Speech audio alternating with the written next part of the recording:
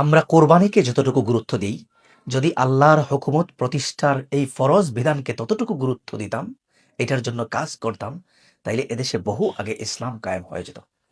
কিন্তু আসল ঘটনা হচ্ছে, আমরা ইসলামটা বুঝেছি আমরা নিজেদের মতো, আর ইসলামকে ব্যবহার করি আমরা নিজেদের স্বার্থে।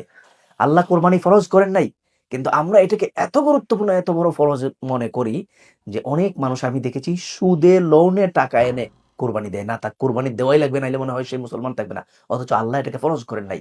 কোরবানি দিবেন, ভালো কথা, কিন্তু এর চেয়ে বড় ফরজ হচ্ছে আল্লাহর হুকুমত প্রতিষ্ঠা করা, আল্লাহর দ্বীন প্রতিষ্ঠা করা, আল্লাহর আইন অনুযায়ী আনিকুম বাইনান নাস বিমা আনজালাল্লাহ, আল্লাহর অবতীর্ণ বিধান অনুযায়ী, শরিয়া অনুযায়ী রাষ্ট্র পরিচালনা করা। এটার জন্য আমরা কয়জন কাজ করি? এটার পক্ষে আমরা কয়জন সমর্থন জানাই? কয়জন আমরা সময় দেই? না, এর সাথে আমাদের কোনো মাল দেওয়া, সম্পদ দেওয়ার নির্দেশ আল্লাহ বারবার কোরআনে দিয়েছেন, কিন্তু দিনের জন্য মাল, দিন প্রতিষ্ঠার জন্য মাল, সম্পদ, সময় আমরা ব্যয় করতে রাজি না। মাংস খাওয়ার জন্য সময় ব্যয় করবো, মাল ব্যয় করবো, সম্পদ ব্যয় করবো, কারণ এটা আমাদের নিজের ফর্মুলা, নিজের কাজে লাগে।